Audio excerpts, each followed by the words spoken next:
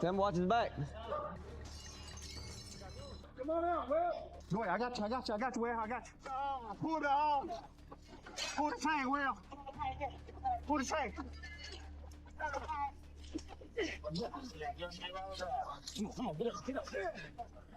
This officer was running for his life in a desperate attempt to escape from a real-life house of horrors. Inside, the nightmare is far from over. The killer had taken a hostage, turning the scene into a deadly standoff. Hey man, come on out here. I ain't coming nowhere. Where's our officer at? You got a hostage? Yeah. What do you got a hostage for? What's going on? As the officers navigated the unknown, they had no idea of the true terror that awaited them. One wrong move could leave them scarred for life, or worse, dead. She's up top. You up top. You up top. Yeah, I'm here. I'm here. It all began on the morning of Thursday, April 4th, 2019, when the Henry County Police Department received a frantic 911 call from Anetria White. Henry County 911 location. Can you please call? Please. Stand you. He's in the garage. Is he breathing, please? He's in the garage? I can see him, ma'am. His blood all over the driveway. Anetria was growing increasingly worried. Her sister, 39-year-old Sandra White, 16-year-old nephew Arkevion White, and Sandra's live-in boyfriend, 47-year-old Anthony Bailey Jr., hadn't responded to texts or calls for hours. Concerned, she decided to check on them at Sandra's home in Stockbridge, Georgia, only to be met with a horrifying sight. Blood was seeping from the garage. As she peered through the glass window, she saw Sandra lying motionless, covered in blood.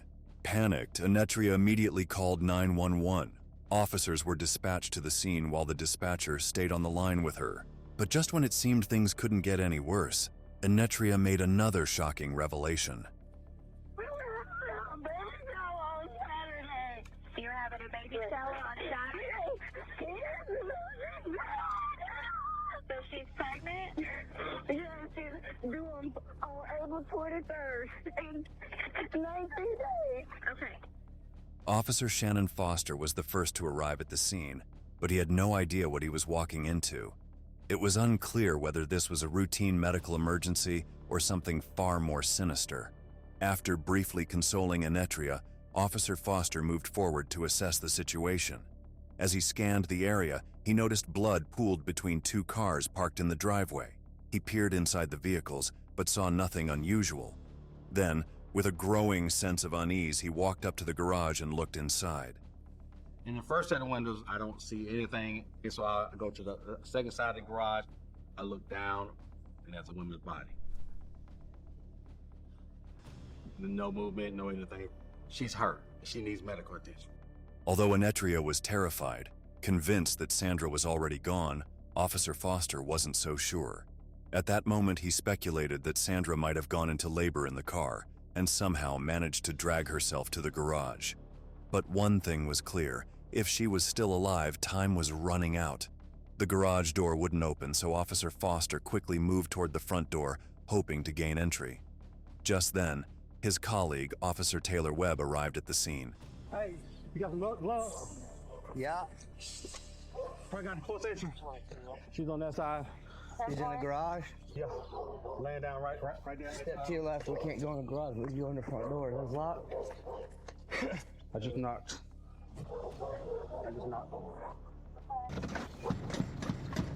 Here we got the police! Can you see her? Yeah. Is she responding? No. 232 radio. Blood in the driveway. Females visible inside. Unresponsive. We're about to force entry. You ready, Foster? Let's do it. Realizing the urgency of the situation, the officers made a quick decision. They had to force their way in. With Officer Webb leading the way and Officer Foster right behind him, they broke down the door. But the moment they stepped in, they walked straight into an ambush.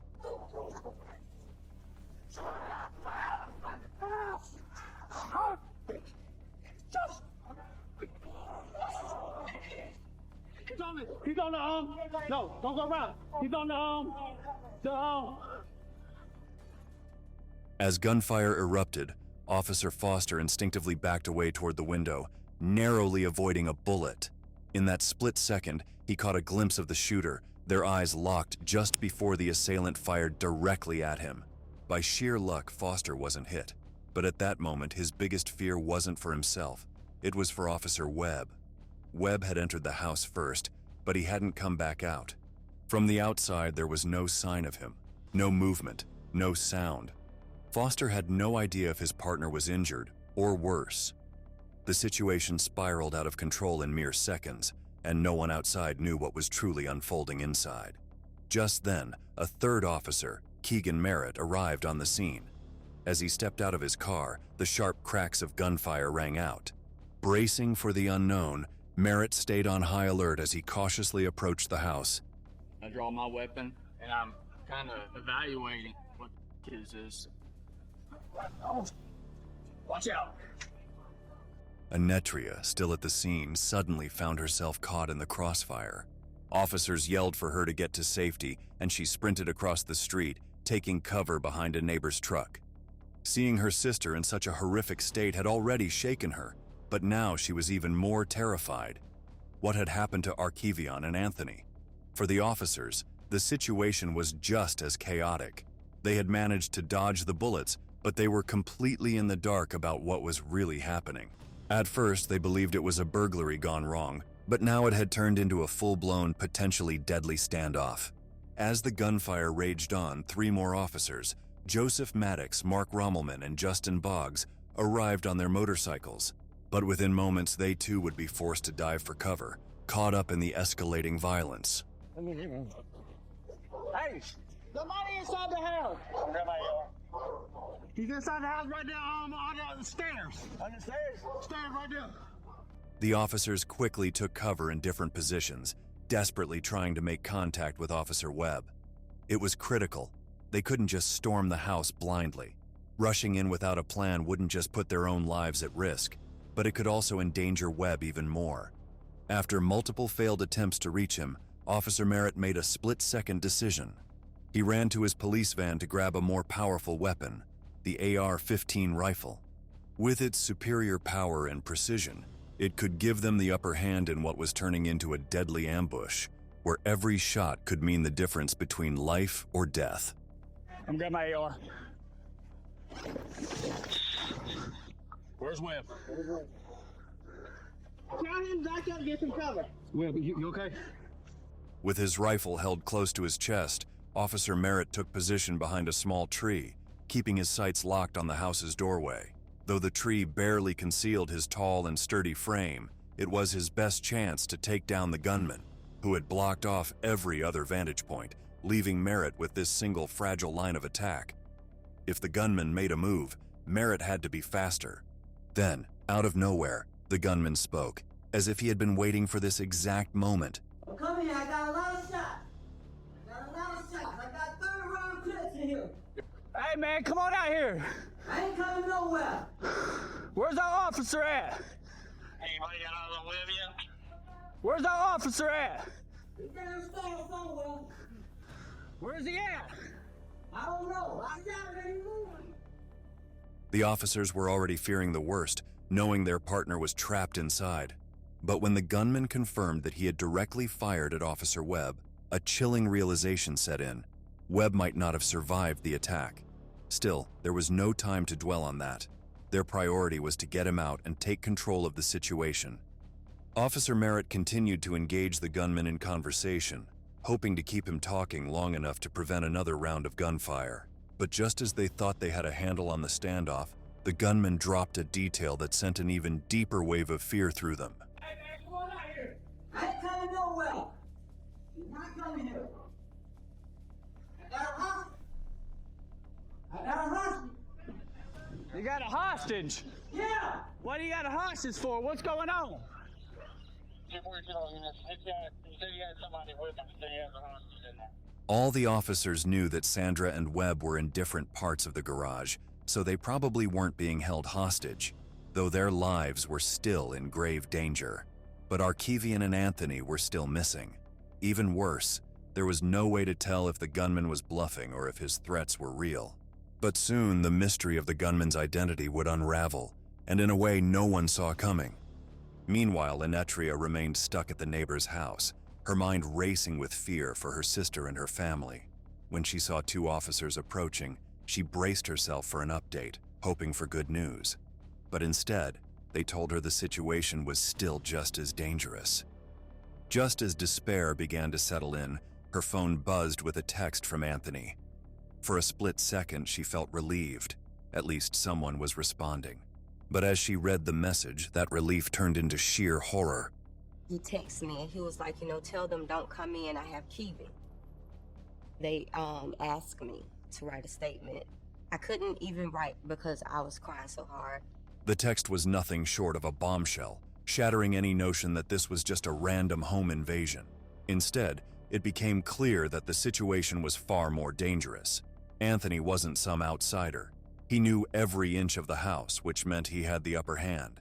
And if he was willing to harm his own family, negotiating with him would be nearly impossible. For Enetria, the revelation was even more devastating. There had never been any red flags about Anthony before. No warnings, no signs. She couldn't comprehend why he would do something so unthinkable. Until that moment, to be honest with you, I can't say anything bad about Mr. Bailey at all. It's hard to imagine that he would do something like that. The officers advised Enetria to try reaching out to Anthony, hoping she could calm him down in any way possible. But regardless of how many times she called or texted, there was no response. Meanwhile, officers relayed the critical information over the radio, fully aware that with every passing minute, the situation was becoming more volatile. We're getting information. There's current texting going on. Suspect is holding a gun to the hostage, he said. And if anybody tries to approach, he's gonna kill them. As the officers were still trying to figure out their next move, Officer Foster, still cornered at the edge of the garage, suddenly heard movement coming from inside. What is that? Hey, get back in the garage. In the garage. Who's in the garage? Somebody's in the garage. At first, the officers assumed it was Anthony, since they had no idea where he was inside the house. Officer Foster stayed low, trying to take cover without revealing his position, unsure of what Anthony's next move might be. But just a second later, they made a shocking, yet unexpectedly relieving discovery. Somebody's in the garage. That's Webb. Get him out. Get him out. Bust the window. Bust the window. Stop. Use your baton. Webb, who? Webb! Hey, you all right, Webb? Webb, you okay? Tell him to watch his back. Come on out, Webb. The tension outside was overwhelming, but for Officer Webb trapped inside, it was a house of horrors. It went from an average day to absolute chaos in about 2.5 seconds. It's not like what Hollywood says. Time doesn't slow down, your brain speeds up. After I kicked in the front door, I took a step forward and looked left, didn't see anything pressing. And as I took the second step, the bad guy came down the stairs and opened fire. In a split second, Officer Webb realized he had been shot twice, once in the chest and once in the hip. The force of the bullet sent him crashing to the ground. He knew staying in the doorway was a death sentence, and if he didn't move fast, he wouldn't make it out alive. Summoning every ounce of strength, he crawled behind a wall, positioning himself out of sight from the stairwell. But the hardest part for me was hearing them call for me, asking if I was okay, and not being able to tell them that I was. I knew that not responding was just ripping their guts out. Had I returned communications either by shouting or radio, he would know exactly where I was, and he could start shooting me through the walls of the house. I didn't have any choice. But Webb quickly realized he couldn't stay there for long. He had no idea how long it would take for his colleagues to get to him. His own life was hanging by a thread, but more importantly, Sandra might still have a chance, if it wasn't already too late. With no other choice, Webb made a bold move. Keeping low, he crawled across the kitchen floor on his stomach, inching toward the garage. Then, just a few feet ahead, he saw her, Sandra's body, motionless on the cold floor. I could see the victim lying on the ground behind a car that was parked in the garage. I got a little closer to her, and I could clearly see that she was deceased, and she had been that way for several hours. Webb's grim discovery shifted everything. His only goal now was to get out of that house alive. But there was one big problem. His body wasn't cooperating. The pain and shock were taking their toll, slowing him down just when he needed to move the most. I could see everything slowly starting to get darker and darker and darker. I was starting to get more tunnel vision. I was starting to lose feeling in my fingertips. My motor functions were going down. Even my cognitive ability, my ability to think clearly, I could tell my mind was starting to get more muddled. I was having a hard time forming coherent thought. Webb, barely able to think straight, pounded on the garage door with all the strength he had left before collapsing to the ground. Luckily, the noise was enough to alert everyone outside. The officers were relieved to know Webb was still conscious and trying to escape. But the danger wasn't over yet. The gunman could strike from behind at any moment, so they had to move fast. Smashing a window seemed like the quickest way to get Webb out, but there was a problem. It was too high and too narrow. Webb had no way of climbing out. There's no way he's climbing out of those windows. And so I just look at my coworkers, my brothers, and I'm like, hey guys, y'all got me. I put all my might into getting Webb out of that garage. I don't know where it came from. All I knew that somebody had to do something. Officer Maddox didn't have any woodcutting tools on hand, and firing his weapon was out of the question.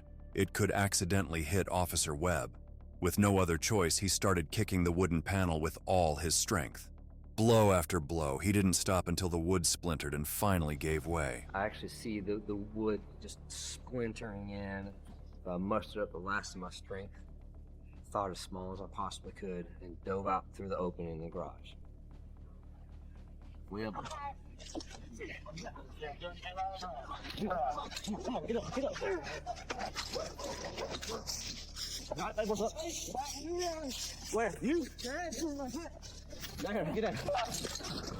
As Officer Webb lay on the ground, the other officers carefully began assessing his wounds.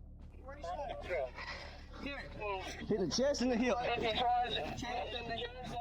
In his chest and his head. That's how much, and his radio too. We'll talk to him, baby. Keep breathing. The bullet to his chest wasn't fatal. His bulletproof vest had done its job. But the shot to his hip was more concerning. There was no exit wound, which meant the bullet could have punctured a vital organ or caused internal bleeding. He wasn't bleeding heavily on the outside, but that didn't mean he was out of danger just yet. Fortunately, paramedics arrived within minutes and quickly began treating Officer Webb. Once he was in their care, the rest of the team shifted their focus back to dealing with the gunman. All right, let me get in here and work, guys. Let me get in here and work. Come on. Y'all got it. Hey, Boggs and Joey, as soon as they drop him, come back up here. We're going to need all the 99 guys up here. Got him? Yeah, we're good. Now that they knew Sandra was gone, rescuing Arkevion became their top priority. The fragile line between life and death was now in their hands. Officer Merritt, still crouched behind the tree, decided to try talking to Anthony again. If Anthony could hear him, it meant he was likely close to the door, a critical piece of information that could help them plan their next move. Hey, bud. Hey, man. What's going on? What's the problem? I got a lot of shots. What? Don't tell me I well, man. I got a lot of shots. Well, what's the problem? After issuing a warning to Officer Merritt, Anthony fell silent. With no clear plan in place, Officers Rommelman and Maddox decided to cut across the front yard and move toward the back of the house. It was a risky move. They were completely exposed with no cover, but their goal was to surround the house in case Anthony tried to escape from another exit. But nothing could have prepared them for the sudden attack that followed just moments later. Hey, man. What's the problem? Yep. Shots fired, yeah, right now, shots fired. Make sure your shots fired.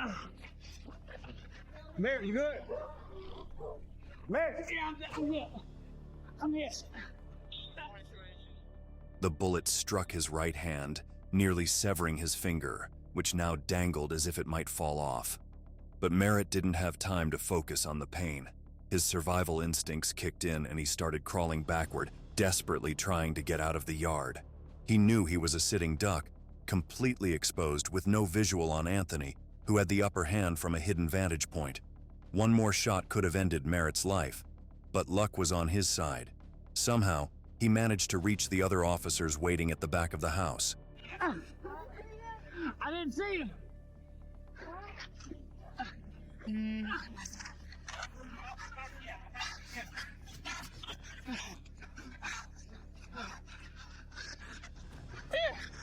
Hey, someone take my rifle. Here. Someone take my rifle.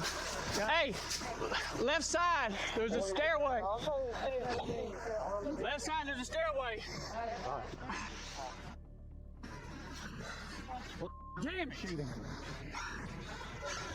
A pistol, or maybe an AR. Said he had 30 rounds. A paramedic quickly led Officer Merritt to the ambulance, where he was given immediate medical attention. But while Merritt was being treated, the Henry County Police were still far from gaining control of the situation at the crime scene. With 2 officers down, the odds of rescuing Arcavian seemed nearly impossible. Realizing the gravity of the situation, authorities escalated their response. The entire neighborhood was locked down and reinforcements poured in. SWAT teams arrived in armored vehicles with support from all the nearby counties. The standoff had now become a full-scale emergency. And responding SO units that are assisting, they can shut down the neighborhood and as a secondary perimeter. Last units on main clear to shut down the subdivision. Radio info, we need contact with anybody referencing armored person up here. Lake County SWAT is 10-7. They are getting their armored vehicle here now. On the black, you have a negotiator and a drone in on. Back at the scene, Officer Foster remained pinned by the garage. Just above him, there was an open window, which seemed like a perfect vantage point for the shooter. Foster feared Anthony might try to take him out from there, so he stayed frozen in place waiting for backup. 2 long, nerve-wracking hours later, the SWAT teams finally moved in and rescued him.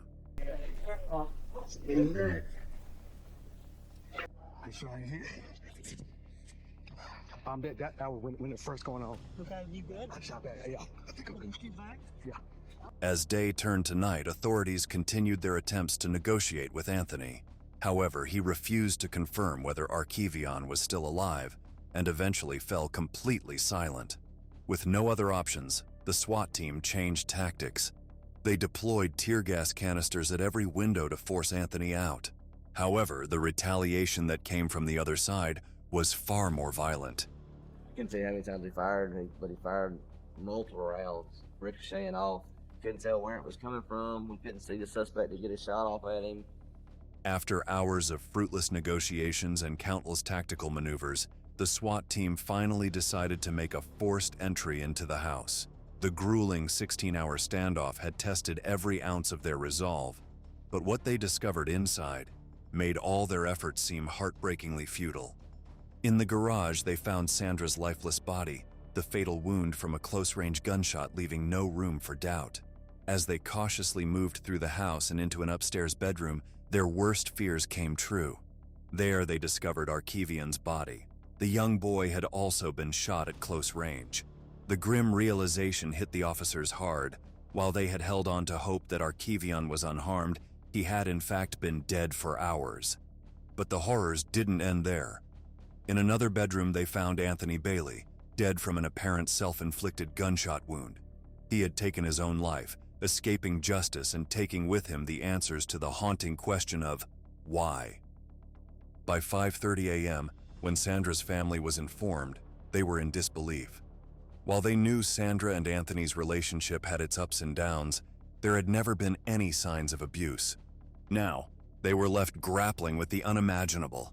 It just kept playing over and over in my head, like, why would somebody do this? As detectives delved deeper into the case, they uncovered disturbing details that painted a clearer yet more unsettling picture of what might have led to the tragedy. Sandra's family hadn't noticed any glaring red flags, but that may have been because she chose to keep her struggles to herself. However, they did recall one troubling incident from March 2018 when Sandra had grown frustrated with Anthony's drinking problem and served him an official eviction notice. Yet he refused to leave. Investigators now believe that Sandra had been unhappy in the relationship for quite some time and was likely trying to end it for good.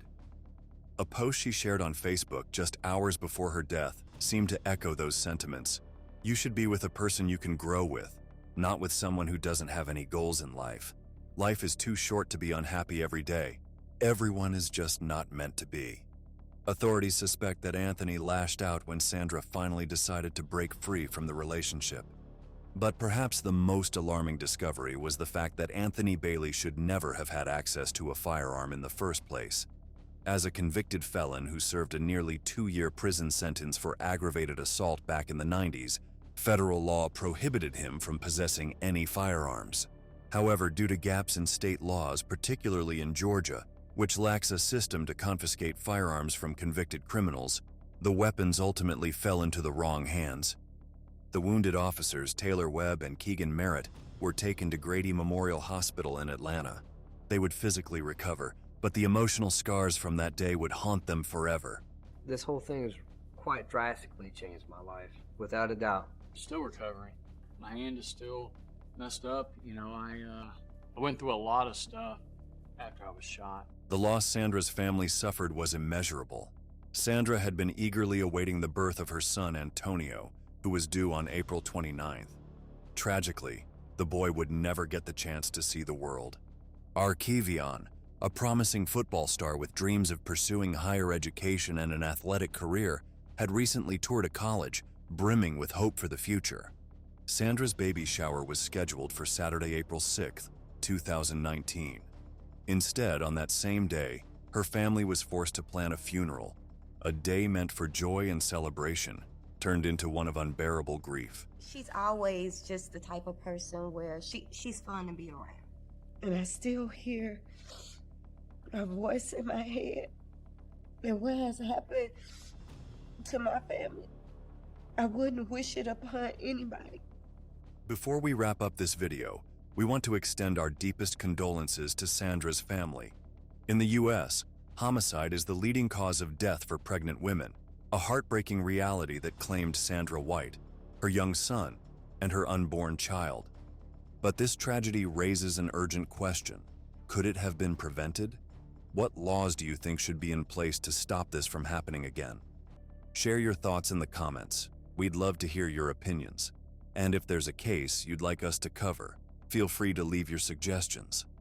Don't forget to like, share, and subscribe to Mysterious 7 for more gripping true crime stories. Until next time, stay safe and stay curious. For Sandra and her children, it was too late. But if you or someone you know is experiencing domestic violence, help is available. Call the National Domestic Violence Hotline at 1-800-799-SAFE 7233